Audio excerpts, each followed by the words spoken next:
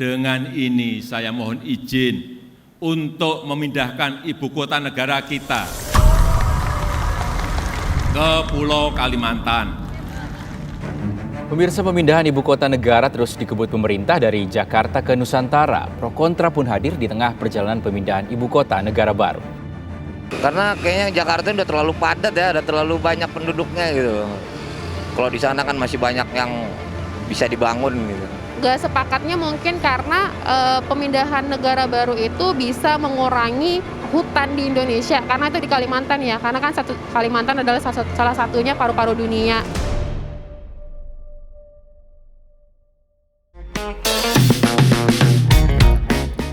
Terkait pemindahan ibu kota baru, kamu termasuk orang yang sepakat atau tidak? Agak kurang setuju sih. Setuju. Kalau saya sih setuju aja. Sebenarnya ya setuju-setuju aja. Setuju juga nggak terlalu setuju, nggak setuju juga nggak terlalu nggak setuju juga. Saya sih lebih ke nggak peduli sebenarnya. Kurang setuju sih sebenarnya. Aku sih sebenarnya sosok sih, ada sepakat ada enggaknya. Kalau secara pribadi saya menyetujui karena ibu kota Jakarta juga sudah mulai padat dan kedua pemindahan itu berkaitan dengan pemerintahan. Jadi yang saya ketahui yang dipindahkan adalah pemerintahannya, bukan pusat bisnisnya. Pertama jauh, yang kedua agak pedalaman gitu kan. Aksesnya jauh aja sih. Tapi mungkin ya buat kita jauh ya ibu kotanya pindah. Tapi biar Jakarta nggak terlalu desak-desakan kali ya. Karena kayaknya Jakarta udah terlalu padat ya, udah terlalu banyak penduduknya gitu. Kalau di sana kan masih banyak yang bisa dibangun gitu. Ya mau dipindahin mau enggak ya tetap sama aja. Cuma kalau dipindahin mungkin resikonya lahan hijau kita jadi berkurang kayak gitu ya. Ini terkait dengan ketaatan kita pada pemerintah ya. Dalam agama pun kita diajarkan untuk sami'na wa ata'na pada Allah, Rasul dan pemimpinnya. Nah, di mana itu buat kebaikan, buat kemaslahatan bangsa, terus pemerataan sumber daya alam dan sumber daya manusia, saya setuju aja. Toh pindahnya juga sama-sama di Indonesia. Gak sepakatnya mungkin karena pemindahan negara baru itu bisa mengurangi hutan di Indonesia. Karena itu di Kalimantan ya, karena kan Kalimantan adalah salah satunya paru-paru dunia. Terus kalau setujunya sih sebenarnya aku setuju juga, karena Jakarta itu juga udah semrawut, kayak kalau mau kita alokasi itu udah nggak bisa. Kalau ibu kota pindah, kamu ikutan pindah nggak? Enggak lah, masa pindah juga. Sepertinya enggak. Tergantung. Kalau memang di sana pemasukannya peluangnya lebih banyak, mungkin saya bakal ke sana. Tergantung kebutuhan pekerjaan juga. Kalau misalnya emang harus pindah ya pindah. Tapi kalau bisa stay ya stay. Sepertinya sih enggak sih mas, kurang tahu juga ya mas. Tidak perlu, karena tempat kerja saya misalnya dipindahkan, saya bisa work from home, tidak memerlukan ikut-ikut pindah. Untuk home base enggak sih, tetap di Jabodetabek. Menurut kamu, kalau IKN jadi pindah ke Kalimantan, nantinya Jakarta akan seperti apa? Ada perubahan yang signifikan nggak? Harusnya lebih bagus sih. Pasti sedikit banyak ada, yang pasti banget sih kemacetan bakal berkurang sih. Menurutku sama aja sih. Nggak ada perubahan yang signifikan gitu paling. Pasti sih. Yang pertama mungkin kemacetan berkurang, polusi berkurang, karena kan pasti akan banyak penduduk-penduduk yang mungkin akan pindah dari Jakarta, ya kan? Jadi akan mengurangi hal-hal tersebut sih. Jelas ada perubahan sangat banyak untuk Jakarta, iya.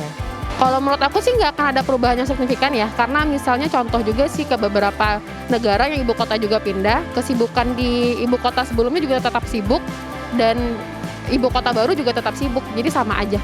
Saya rasa ada sih perubahan, mungkin macet bisa teratasi. Kan mungkin orang banyak ininya kan nyari peluang kerja mungkin di sana gitu.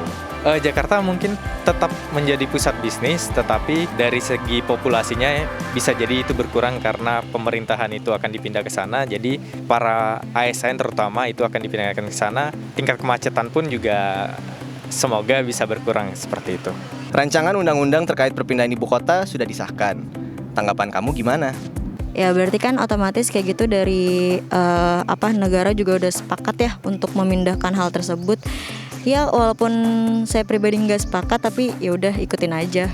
Gak peduli sebenarnya. Tanggapannya sih Aku ngikut aja sih, karena kalau untuk hal itu aku istilahnya kayak di luar kuasa aku juga, di luar dari bidang aku juga. Nah, saya belum tahu isi RUU yang persisnya. Iya, saya belum tahu. Saya rasa sih nggak ada masalah. Netral aja saya sih. Saya setuju-setuju aja kalau ibu kota di sana juga. Ada nggak pengaruhnya nanti sama kehidupan kamu? Nggak ada. Ada jauh mungkin ya. Kita kalau mau ke ibu kota harus ke Kalimantan. Jadi Kayak sih kurang tahu sih, sebenarnya kemungkinan kecil pengaruhnya sih. Mungkin ada karena pemerintahan juga pasti pindah. Mungkin kedepannya akan ada sih Mas. Tidak ada, insya Allah tidak ada. Kalau pengaruh sih nggak ada sih. Itu tergantung rezeki aja sebenarnya. Halo, ini dengan Haris Ashar kita jumpa lagi di diskusi singkat kita soal hukum ataupun regulasi. Kali ini kita akan bahas IKN, Ibu Kota Negara, yang sudah disahkan undang-undangnya, Undang-Undang Nomor 3 Tahun 2002 tentang Ibu Kota Negara. Ada beberapa hal yang menarik, paling tidak begini, ada dua hal, satu soal diskusi memindahkan ibu kota, dan yang kedua melihat pada aturan hukum, yaitu Undang-Undang Nomor 3 Tahun 2022 tentang Ibu Kota Negara. Undang-Undang Nomor 3 Tahun 2022 itu mengatur sejumlah hal. Kita bisa melihat bahwa di Undang-Undang Nomor 3 Tahun 2022 itu dibahas soal proses kurun waktu dan lembaga-lembaga pemerintahan dalam arti yang sempit maupun luas. Yang sempit itu artinya pemerintahan di bawah kepresidenan, luas itu artinya semua institusi negara yang nanti akan pindah pertama siapa dan lain-lain. Di Undang-Undang Nomor 3 itu juga dibahas tentang proses waktu. Jadi kurang lebih proses ini akan pemindahan ibu kota negara ini akan memakan waktu yang cukup lama, tidak singkat, sekitar 15 sampai 20 tahun. Nah, jadi ada tahapan-tahapan.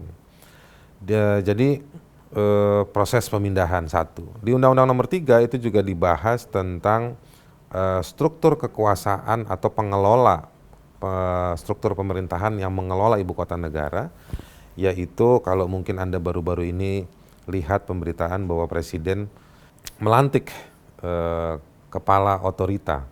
Jadi mereka memilihnya, undang-undang itu memilihnya dengan menyebutkan otorita.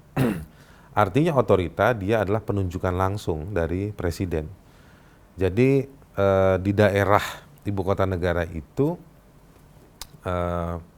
tidak akan ada pemilu, tidak akan ada proses formal demokrasi, melainkan dia ditunjuk oleh Presiden Republik Indonesia. Begitu menurut Undang-Undang IKN.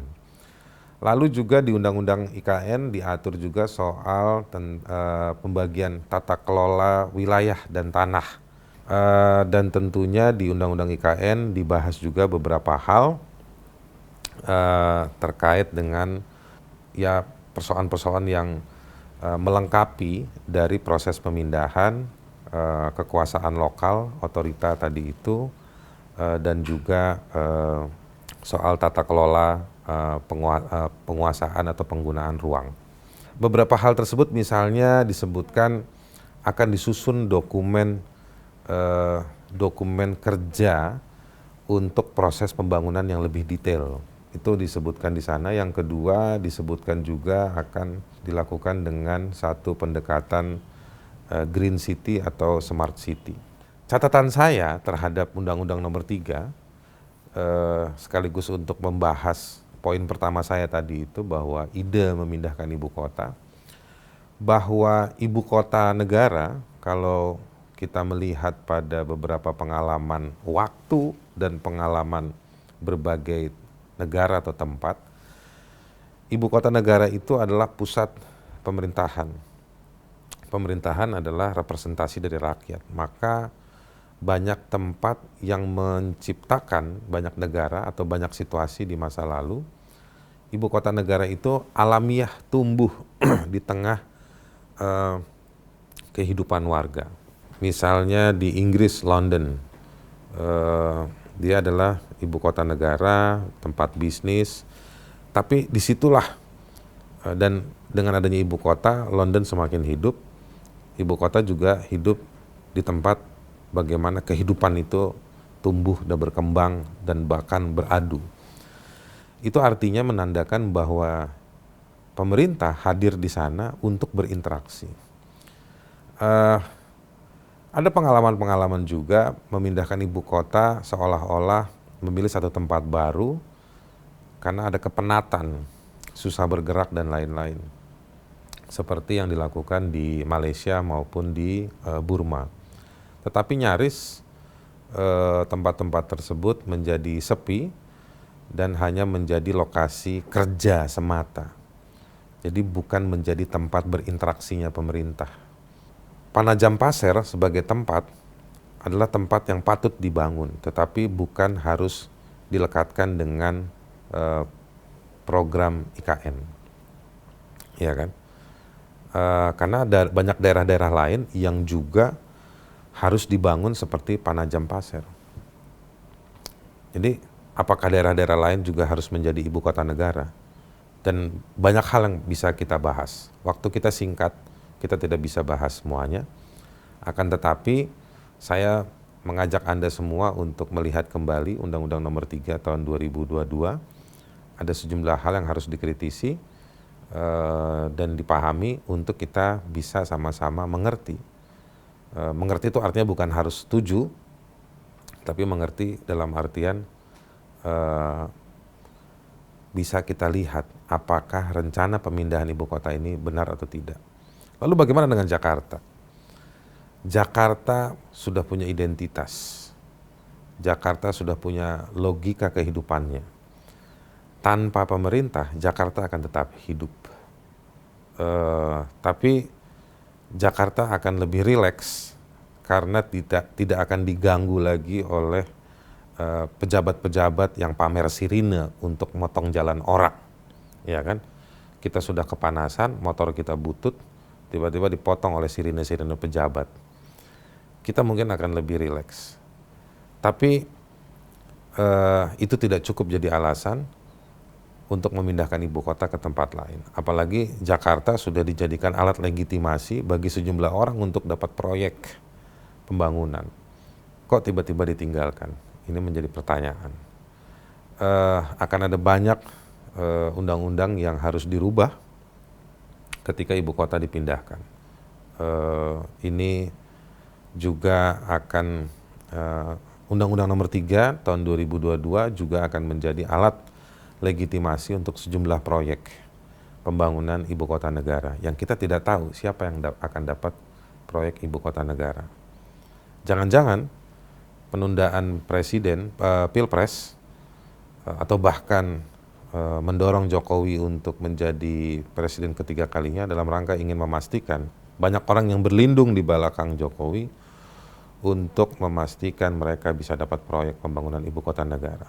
Undang-Undang Nomor 3 Tahun 2022 patut dikritisi, bahkan patut diuji material ke Mahkamah Konstitusi. Saya cukupkan di situ karena saya mau ke ibu kota negara.